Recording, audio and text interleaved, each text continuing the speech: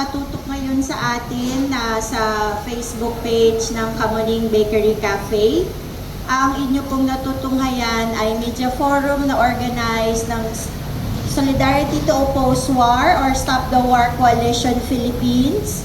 Kasama po ang Hawaii Justice and Peace Organization. At kasama po in cooperation with Kamuning Bakery Cafe. So I will speak in English for our friends who will be joining us online. Okay. So our media forum is entitled Bagong Taon, Bagong Basura with question mark and exclamation point because we would like some answers to our questions. Because last December 21, it was published in the Honolulu Star Advertiser that a shipment of fuel from the Red Hill underground storage facility run by the US Navy is coming to the Subic, Philippines through a commercial tanker called the Yosemite Trader. So after 3 weeks, because it left December 20 more or less, it is estimated to be here now. But as we know, we are not hearing anything about it in the news. So we wanted to do this with our friends from the Hawaii Peace and Justice Organization. Peace and Justice Organization for us to understand here in the Philippines what the Red Hill fuel is and what the Red Hill storage facility has done to the people of Hawaii. So first for that, for us to give context, we have with us Dr. Kim Compoc. She's an educator organizer from Women's Voices, Women Speak. And Dr. Sam Ikehara, she is a board member from Hawaii Peace and Justice. They will be followed by our colleagues here, Attorney Virgie Suarez from Pilisan para sa Pambansang Demokrasya, Princess Nemensa from Women Health, and John Lazaro from SPARC. So again, without further ado, let me call on Dr. Kim Compoc. Hear me now? Yes, ma'am. Okay, let me try again. Magandang umaga sa inyong lahat. My name is Kim Compoc. I teach at the University of Hawaii West Oahu. I'm an organizer with Women's Voices, Women Speak, a collective in Honolulu committed to speaking out on the gendered and environmental harms of war and militarization. Thank you so much to the organizers, to this esteemed panel, and to all of you for coming today. To our friends in the press, we hope we can count on you to make this a front page story in all of your newspapers. Protect the water, protect the people. Please don't believe America's lies. In Hawaii, we say, Ola ikawai, or water is life. This is an indigenous Hawaiian value, but it is not the value system of the U.S. military that occupies Hawaii. This became very clear in November 2021 when we watched in horror as the military's 20 massive underground fuel tanks at Red Hill, also known as Compoc, sprung a 14,000-gallon leak just 100 feet above our aquifer, the largest source of drinking water on Oahu, our most populous island. 93,000 people were exposed to military jet fuel, causing widespread health problems including headaches, rashes, vomiting, dizziness, breathing difficulties, and neurological problems. Families had to be evacuated, children were sent to the hospital and surrounding areas to drink water. This occurred despite a lawsuit for a previous leak in 2014 of 27,000 gallons of fuel at the same facility. We do not have time today to catalog the many spills and mismanagement of these 20 tanks since the military built them in 1943, almost 80 years ago. Our communities in Hawaii have been traumatized by this crisis, and the realization that our so-called leaders would allow the military to infringe in progress. So much harm on our people over decades. We are pleased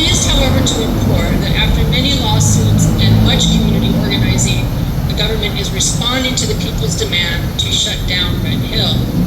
At the same time that we celebrate the defueling of this facility, families on the Navy's water line are still living with contaminated water. Tens of thousands of gallons of fuel remain in the pipelines and at the bottom of the fuel tanks, and U.S. Navy fuel will continue to be stored at Oahu, albeit away from the aquifer. Actually, it's very, very close to the university where I teach on the west side of the island. Further, the state's water remediation plan is still in need of significant revision. We also have a new problem of transferring this fuel to other vulnerable communities like Olongapo, who have already endured decades of military contamination of their water and land. 40% of the Red Hill fuel is coming to Subic Bay. We issued a statement today in solidarity with the people of Olongapo, who we fear will face the same catastrophe as over 39 million gallons have been transferred from Hawaii and are now arriving in Subic in multiple shipments. We participate in today's media forum in the hope that the Philippine press and government will be vigilant to protect the land, water, and people of the Philippines despite the long history of U.S. war, occupation, exploitation, and military contamination of water.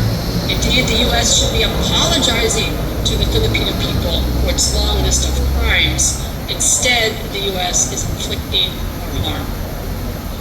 In solidarity with the people of the Philippines, we ask, if the Navy is willing to ignore U.S. environmental protection laws, even after being sued, how much respect will they show for Philippine environmental protection laws? If the Navy is willing to poison its own military families, how much respect will they have for ordinary people in the Philippines? If the U.S. is willing to politically endorse and provide billions for Israel's current genocidal war against the Palestinians, how much respect will they show for the loss of life in the Philippines if and when war, and perhaps even worse, water contamination occurs? On a personal note, both Sam and I were in Olongapo in May of last year at the invitation of Buffalo Women's Empowerment Center for a gathering organized by the International Women's Network Against Militarism. We were there with women from Okinawa, Japan, Guam, Korea, California. We felt very privileged to have seen Subic Bay up close and to learn from longtime activists like Cora Fabros, who have organized this, Virgil Suarez, who's there on the panel, along with Princess Demenzo. Sorry, Aaron, I've never met you. But I know that all of you are so committed to genuine security for the people of the Philippines and people's movements around the world. And lastly, on a historical note, I will mention that Tuesday is January 17, which is a day of mourning in Hawaii.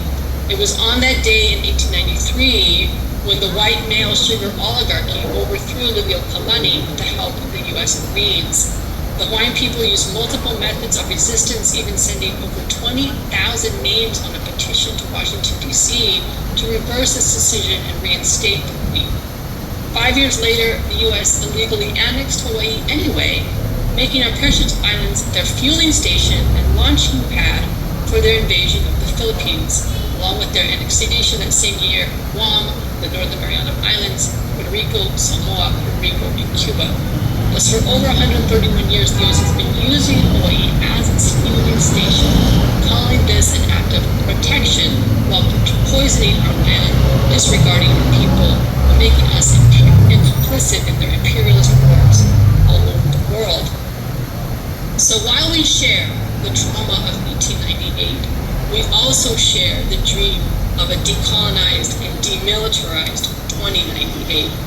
We must stop this madness by demanding our governments do the will of the people on both sides of the Pacific. We must end this war economy and build the green economy based on genuine security. Let us build a world where our water is safe to drink and where our oceans are safe to swim in. Ola ikawai, water is life. Thank you so much. Dr. Kim, to be followed by Dr. Sam Ikehara from Hawaii Peace and Justice Organization. Hi everyone. Can you hear me okay? Yes, ma'am. My name is Sam Ikehara. I am a member of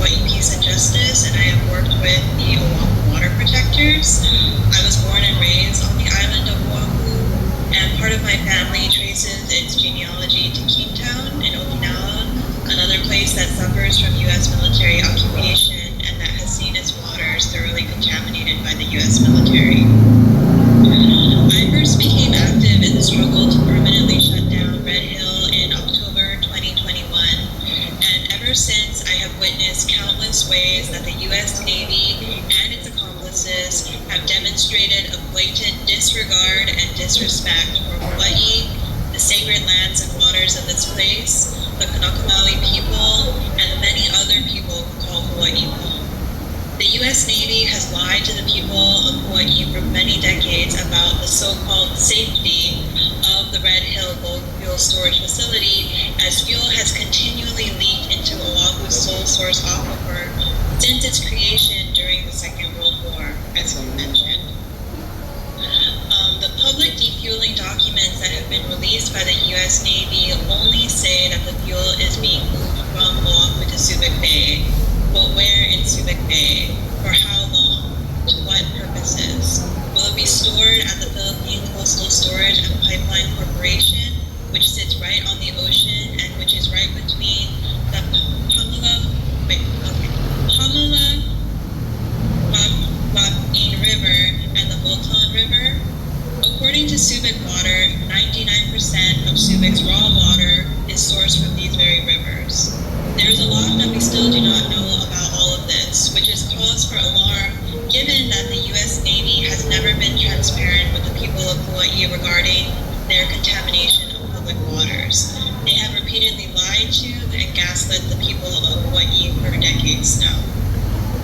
The people of the Philippines need answers and transparency about the ways that their lives will be further in danger, not only by the increased threat of environmental contamination, but also in the ways that an increasing U.S. military presence undermines the country's sovereignty and renders the country into a target.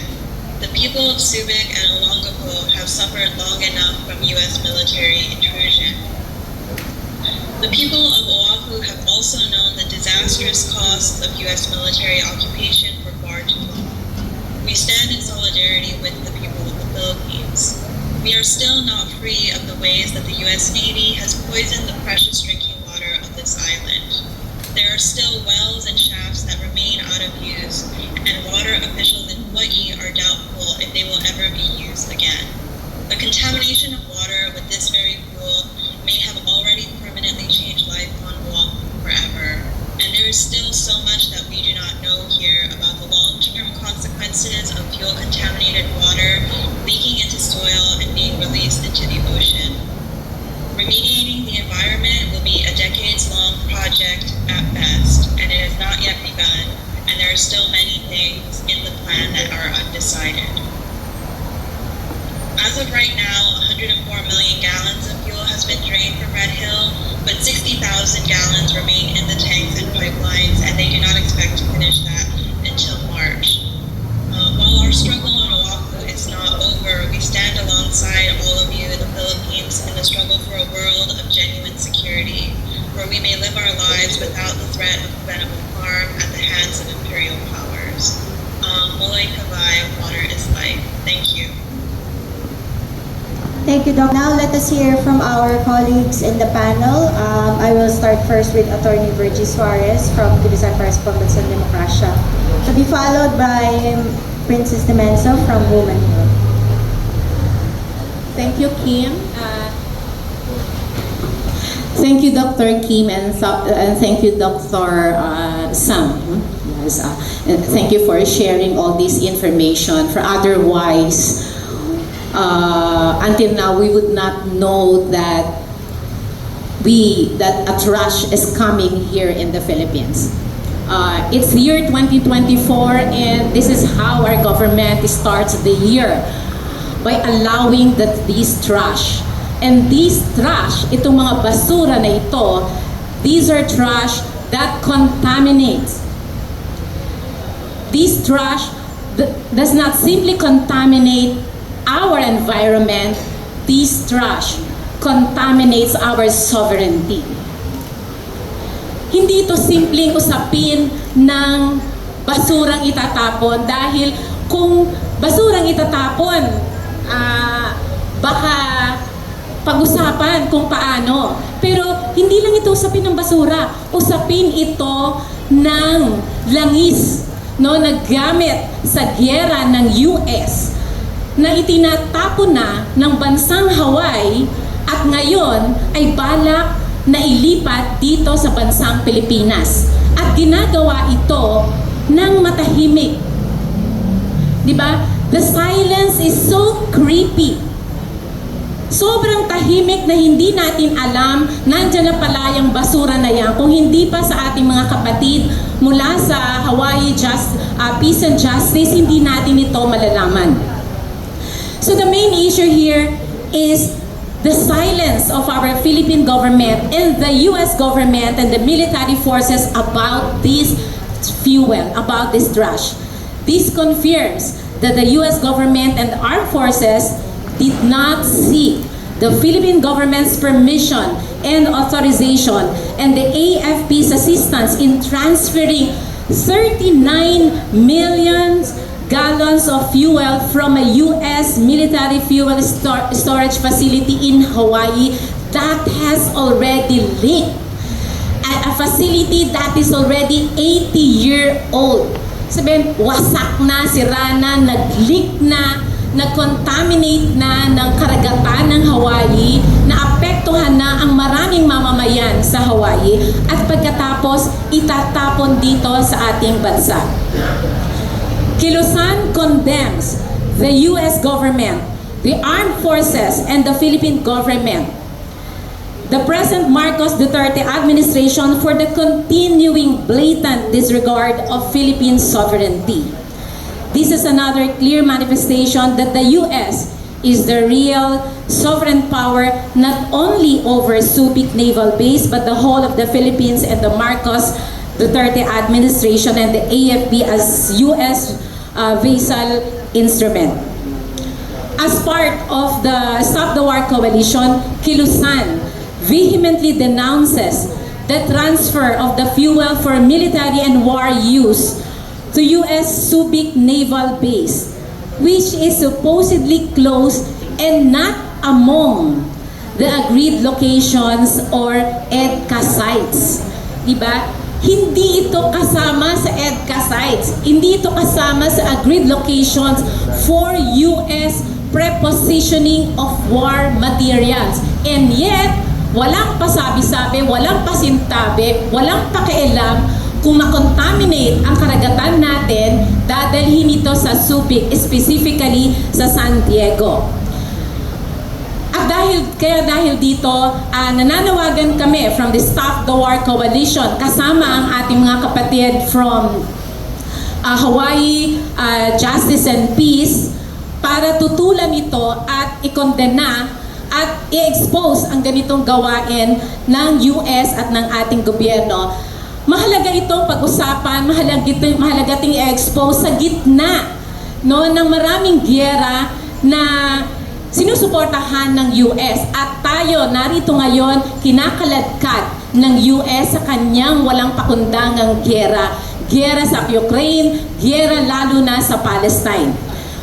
That's why we take this opportunity to thank and express our solidarity with the people of Hawaii who exposed and gave us this information. Exposed the US move as they also fight for the closure of Red Hill kung saan nanggaling yung fuel, yung pagkarami-raming fuel na yon.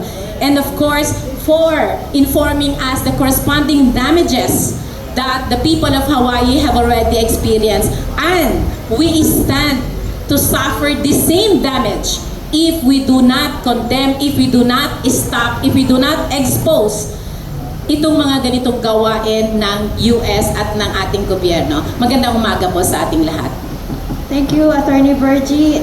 May I now call on to answer from the mic. In the first place, we ask, why is this happening? Why can the US military, the US government, and military authorities simply decide to transfer 39 million gallons of fuel to the Philippines without any public information or discussion about the issue? We are thankful with our friends in Hawaii who have alerted us to this information. So we ask, why is this happening at this time? And I think there are many, many questions that need to be traced back, because this is happening because the U.S. presence, military presence in the country has again been a paramount issue and a presence in the Philippines.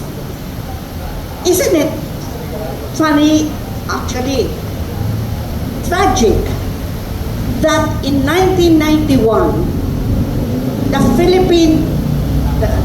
the people, together with the firm decision of the Philippine Senate, terminated the U.S. military bases agreement between the Philippines and the U.S. That was a triumphant move of the people's movement against U.S. dominance in the country. For about 20 years, there was cool relations between the so-called little brown brothers of the U.S. In regard to the Philippines. But again, in 2014 or thereabouts, how come the U.S. bounced back and were able to station military forces once again in the Philippines when in 1991, with the Senate resolution and decision, which is now part of our constitutional provisions in our Constitution, it is stated that the Philippines will no longer be host to any foreign military forces or facilities without a treaty concurred in by the Senate, also through a national referendum of majority votes of the people, including the provision that the treaty must also be recognized by the other contracting party. Very clear is this provision in our Constitution. How come we have allowed the U.S. to come back to the Philippines, in a sense with a vengeance, because they have started with a visiting forces agreement, followed by the EDCA, which provided 5 sites within Philippine military bases, and very recently, under this administration, 4 additional sites.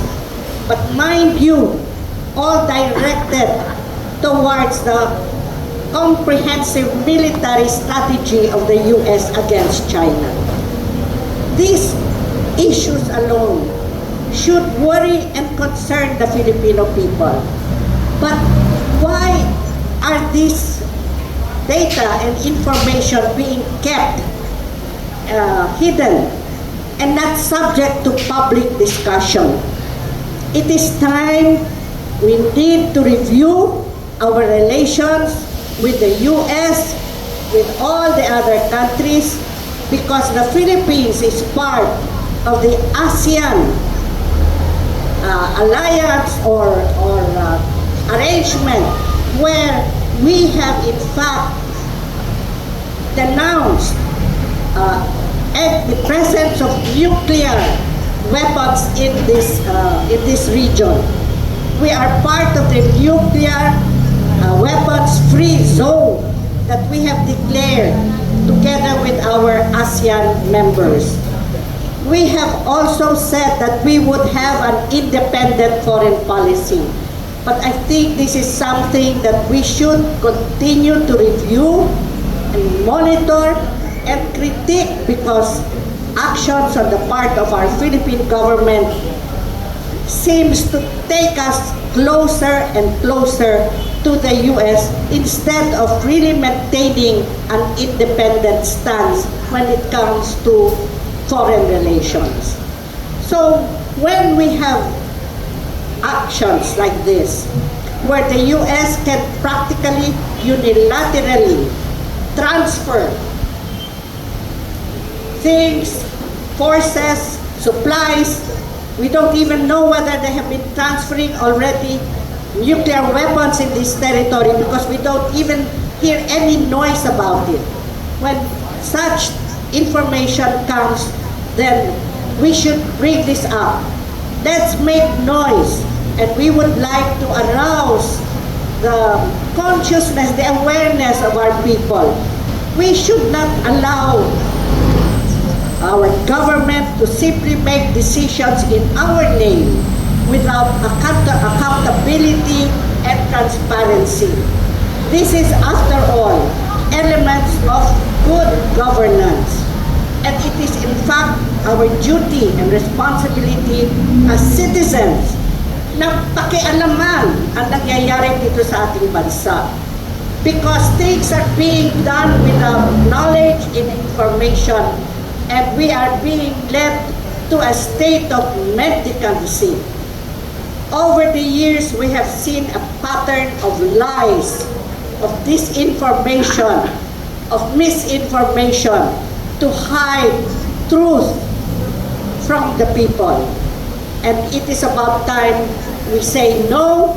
We say we must register our protest.